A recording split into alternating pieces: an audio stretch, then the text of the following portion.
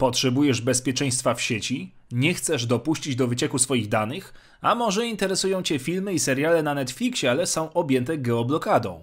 Skorzystaj z Surfshark VPN, który nie tylko zapewni Ci kompletną anonimowość w internecie, ale umożliwi również korzystanie z niedostępnych dotąd zasobów, a przy okazji pozwoli zaoszczędzić kasę na grach czy podróżach. Wypróbuj i skorzystaj z kodu HOLOCRON, który da Ci aż 83% zniżki oraz 3 miesiące za darmo. A teraz zapraszam na odcinek.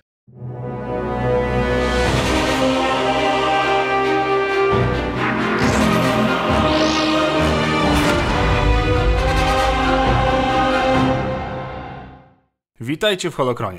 Z pewnością pamiętacie specyficzną więź mocy, którą posiadał Kylo Ren i Rey w filmach, jednak to nie jedyny przypadek. Dzisiaj dowiemy się, na czym polega wiązanie się mocą, zarówno w kanonie, jak i legendach. Zapraszam.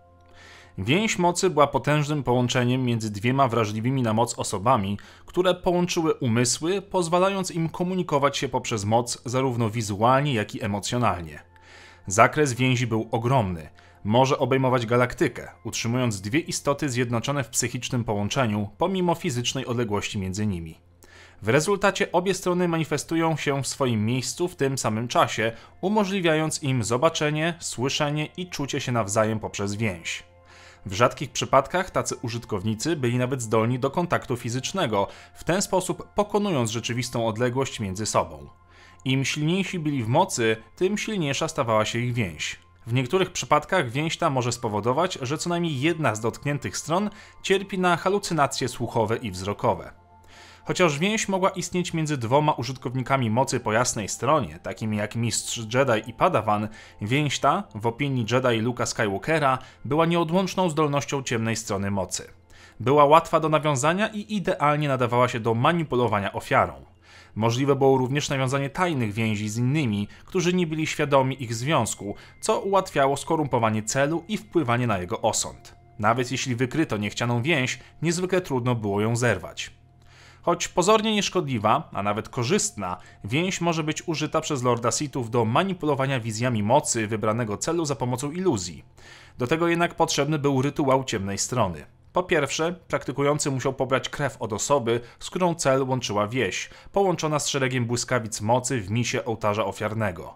Na tym etapie rytuału praktykujący intonował starą inkantację Sithów, podczas gdy osoba związywana koncentrowała się na swojej więzi z ofiarą. Gdy rytuał dobiegał końca, Lord Sithów mógł zajrzeć do umysłu swojego celu, jednocześnie do pewnego stopnia kontrolując jego wizję. Możliwe było również, aby osoba wrażliwa na moc mogła manipulować więzią, która już istniała.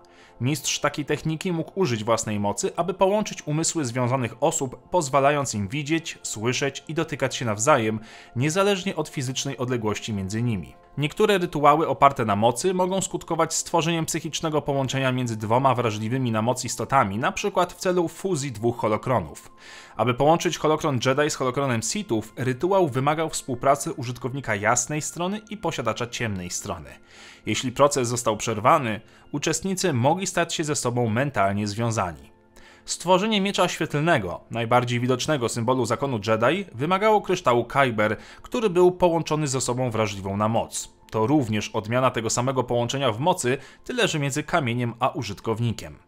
Ze znanych nam użytkowników takiej więzi mamy m.in. Avar Kriss, mistrzyni Jedi w erze Wielkiej Republiki, która posiadała rzadką zdolność i była w stanie wzmocnić naturalne więzy między wrażliwymi na moc Jedi. Chociaż Jedi nie mogli rozmawiać ze sobą w tym stanie, mogli dzielić uczucie emocjonalne, pozwalając im na komunikację.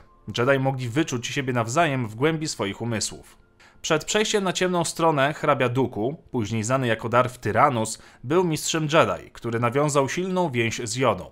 Podczas wojen klonów Sidious wykrył obecność Jody na ojczystej planecie Sithów, Moraband. Zdeterminowany, aby poznać cel wizyty mistrza, Sith również wyczuł okazję, aby zadać zakonowi druzgoczący cios, łamiąc wolę najstarszego i najmądrzejszego mistrza Jedi. W tym czasie Najwyższa Rada Jedi nie była pewna, czy użytkownik mocy może być zagrożony przez więź z inną istotą. Ki-Adi-Mundi podejrzewał, że jest to możliwe, chociaż w jego przypuszczenia wątpił Obi-Wan Kenobi, który nie wierzył, że ciemna strona może mieć wpływ na mistrza Jedi kalibru Jody. Aby wpłynąć na wizję Jody, Sidious potrzebował pomocy kogoś, kto był kiedyś blisko jego zamierzonego celu. W tym celu wezwał Tyranusa na Korsent, gdzie wykonali stary rytuał Sithów, który umożliwił im okiełznanie mocy mrocznej wizji.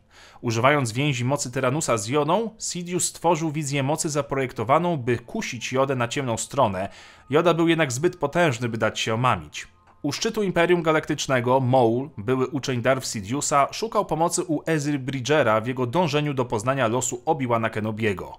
Maul był w stanie zmusić Bridgera do udziału w rytuale fuzji dwóch holokronów. Jednocześnie nawiązała się również więź psychiczna obu bohaterów. Ich nowo odkryta więź doprowadziła Bridgera do serii halucynacji słuchowych i wizji mocy związanych z Maulem. Na koniec dochodzimy do najnowszego i najrzadszego połączenia zwanego Diadą Mocy. Więź ta łączyła w pary dwie wrażliwe na moc istoty i czyniła je jednością z mocą. Siła diady była tak silna jak samo życie, a jednostki tworzące diadę łączyło połączenie, które obejmowało przestrzeń i czas. Członkowie diady byli całkowicie dostrojeni do swoich zmysłów, łącznie z tym, co widzieli, słyszeli i czuli. Posiadali rzadkie moce, takie jak zdolność do fizycznej interakcji poprzez przestrzeń oraz możliwość uzdrawiania mocą do tego stopnia, że jedno może kosztem swojego życia uzdrowić drugie. Starożytna przepowiednia mówiła, że pojawi się diada, której nie widziano od pokoleń już w czasach Nowej Republiki. Przepowiednia dotyczyła Bena Solo i Rey. Podczas bitwy na Exegolu siła życiowa ich diady miała zostać użyta do przywrócenia pełni sił odrodzonemu imperatorowi, jednocześnie mordując jakiekolwiek pozytywne oczekiwania fanów w kontekście finału sagi. W legendach zaś moc działa właściwie podobnie. Stopień więzi różnił się w zależności od wrażliwości zaangażowanych osób na moc, co oznacza, że im silniejsi byli w mocy, tym silniejsze było połączenie. Niektórzy mówili, że mają do tego specjalne predyspozycje. Tak było w przypadku młodego Quinlana Vossa i Aayli Sekury, których więź w mocy była praktycznie natychmiastowa po ich pierwszym spotkaniu. Niektórzy posiadacze mocy mogli również używać połączeń do przekazywania wiedzy. Przykładem może być Darth Revan, który użył mocy, aby Rakatanie zrozumieli Basic i mogli pomóc mu znaleźć gwiezdną kuźnię. Mówiono również, że momenty śmierci lub bliskie śmierci mogą powodować powstanie takich połączeń w mocy. Gork i Pik, przykładowo, również posiadali takie połączenie, od którego zyskali przydomek braci Sith. Gdy jeden z nich poległ, drugi momentalnie stracił część umiejętności bojowych. Zerwanie takiej więzi było praktycznie niemożliwe, choć niektórzy próbowali. Śmierć była najprostszym rozwiązaniem, jednak dokonanie tego za życia było niemalże nieosiągalne. Jedyną skuteczną metodą było odcięcie się od mocy lub stworzenia rany w mocy. Rana, zwana również jako echo lub dziura w mocy, była rodzajem katastrofalnego zakłócenia w strukturze mocy spowodowana traumatycznym wydarzeniem. To wszystko na dzisiaj. Mam nadzieję, że dowiedzieliście się czegoś nowego. Wbijajcie na inne moje kanały. Pamiętajcie, aby skorzystać z kodu na Surfshark VPN. Dziękuję za oglądanie. Ukłony dla patronów i niech moc zawsze będzie z Wami. Odcinek powstał dzięki wsparciu następujących patronów. Dziękuję Wam i niech moc zawsze będzie z Wami.